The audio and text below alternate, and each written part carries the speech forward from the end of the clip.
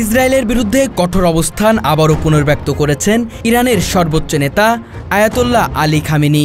সামাজিক যোগাযোগ মাধ্যম টুইটারে দেওয়া একাধিক পোস্টে তিনি স্পষ্ট ভাষায় বলেন, আমরা জায়নবাদীদের প্রতি কোনো দয়া দেখাবো না। এই বক্তব্য বিশ্বমঞ্চে নতুন করে উত্তেজনার জন্ম দিয়েছে। খামেনির পোস্টগুলো এমন সময়ে সামনে এলো যখন মধ্যপ্রাচ্য, ইরান ও ইসরায়েলের মধ্যকার সংঘাত ঘনীভূত হচ্ছে এবং মার্কিন যুক্তরাষ্ট্রের প্রেসিডেন্ট ডোনাল্ড ট্রাম্প ইরানবাদী আগ্রাসনী বক্তব্য দিয়েছেন।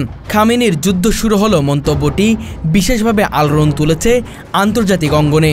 পোস্টটি তার একাধিক ভাষায় পরিচালিত অ্যাকাউন্টে প্রকাশিত হয়, যা ইরানের উচ্চ পর্যায়ের কূটনৈতিক অবস্থান ও মনোভাবের প্রকাশ বলে মনে করছে বিশ্লেষকরা। টুইটারে প্রকাশিত এই বক্তব্য ইঙ্গিত করেছে যে ইরান এখন সংঘাতের প্রস্তুতিতে রয়েছে এবং ইসরায়েল ও পশ্চিমাদের বিরুদ্ধে শক্ত অবস্থানে অনড় থাকবে। এই মন্তব্যগুলো আন্তর্জাতিক গণমাধ্যমে দ্রুত ছড়িয়ে পড়ে এবং সামাজিক যোগাযোগ মাধ্যমে বহুল আলোচিত হয়। এই মন্তব্যের জবাবে যুক্তরাষ্ট্রের প্রেসিডেন্ট ডোনাল্ড ট্রাম্প তার নিজস্ব সামাজিক যোগাযোগ মাধ্যম ট্রুথ সোশ্যালে কড়া বার্তা দিয়েছেন। ইরানের সর্বোচ্চ নেতাকে উদ্দেশ্য করে ট্রাম্প লিখেছেন, আমরা ঠিক জানি তথাকথিত সর্বোচ্চ নেতা কোথায় লুকিয়ে আছেন। তিনি সহজ লক্ষ্যবস্তু, কিন্তু সেখানে নিরাপদ। আমরা তাকে বের করে আনব না, অন্তত এখনই নয়। ট্রাম্পের এমন মন্তব্যকে বিশেষজ্ঞরা খোলাখুলি হত্যার হুমকি হিসেবে দেখছেন, যা আন্তর্জাতিক কূটনীতির জন্য গভীর উদ্বেগের বিষয়।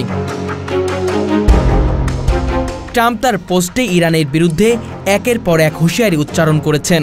তিনি বলেন, আমরা চাই না বেসামরিক নাগরিক বা আমেরিকান সৈন্যদের উপরে ক্ষেপণাস্ত্র নিক্ষেপ হোক। আমাদের ধৈর্য ক্রমশই হ্রাস পাচ্ছে। আরেকটি পোস্টে তিনি বলেন, ইরানের আকাশসীমায় আমাদের নিয়ন্ত্রণে। এই মন্তব্য স্পষ্ট, ট্রাম্প প্রশাসন অথবা রিপাবলিক শক্তি আবারও মধ্যপ্রাচ্যের সরাসরি হস্তক্ষেপের পথ খুঁজছে।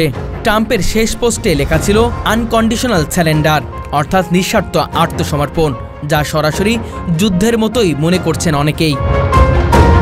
ইরান ও ইসরায়েলের মধ্যকার দ্বন্দ্ব নতুন নয়, কিন্তু সম্প্রতি এই উত্তেজনা এক ভিন্ন মাত্রায় পৌঁছেছে।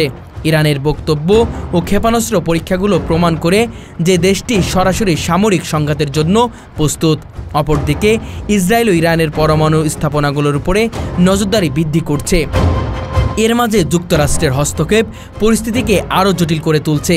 বিশেষজ্ঞরা বলছেন, যদি এই উত্তেজনা সরাসরি যুদ্ধের দিকে গড়ায়, তাহলে শুধু মধ্যপ্রাচ্য নয়, গোটা বিশ্ব তার প্রভাব অনুভব করবে।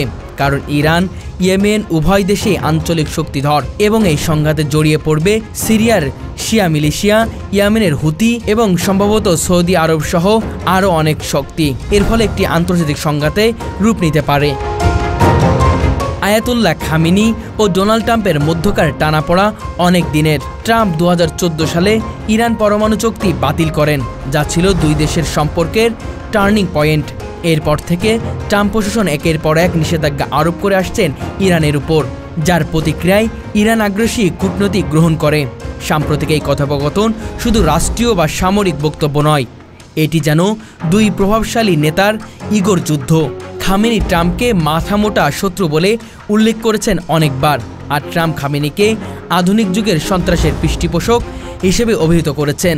দুই নেতার এই ব্যক্তিগত শত্রুতা রাষ্ট্রীয় নীতিকে প্রভাবিত করছে এবং এর জেরেই আজ পরিস্থিতি ভয়ানক দিকে ধাবিত হচ্ছে।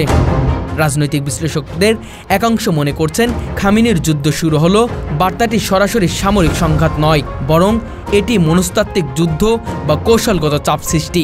একইভাবে ট্রাম্পের মন্তব্য 2024 সালে মার্কিন প্রেসিডেন্ট নির্বাচনের আগ মুহূর্তে রিপাবলিক ঘটনার ভোটারের কাছে সাহসী ও নির্ভীক নেতা হিসেবে নিজেকে তুলে ধরার কৌশল হতে পারে। তবে আরেকটি অংশের মতো এই বক্তব্যগুলো ফাঁকা হুমকি নয়, বরং বাস্তব যুদ্ধের আগাম বার্তা, বিশেষ করে যখন দুই পক্ষের অস্ত্রসজ্জিত এবং পূর্বের সংঘাতে জড়িয়েছে। সুতরাং এটি নিছক শব্দযুদ্ধ না আসন্ন ধ্বংসের ঘণ্টা, তার সময়ই বলবে। আয়াতুল্লাহ আলী খামেনি ও ডোনাল্ড ট্রাম্পের পাল্টাপাল্টি বক্তব্য মধ্যপ্রাচ্যে আগুনে ঘি ঢালার মতো কাজ করছে। একদিকে ইরানের যুদ্ধ ঘোষণার ইঙ্গিত, অন্যদিকে মার্কিন হুমকি, সব মিলিয়ে উত্তপ্ত হয়ে উঠেছে ভূ রাজনৈতিক পরিস্থিতি। ইরান ইসরায়েল দ্বন্দ্বকে কেন্দ্র করে নতুন এক যুদ্ধাবস্থা তৈরি হচ্ছে কিনা তা নিয়ে বিশ্ব সম্প্রদায়ের জন্য গভীর উদ্বেগ দেখা দিয়েছে। বিশ্লেষকদের মতে এরকম প্রকাশ্য হুমকি ও রণকৌশল চলতে থাকলে তা গোটা মধ্যপ্রাচ্যে এমনকি বিশ্বকে বড় ধরনের সংঘাতের দিকে ঠেলে দিতে পারে।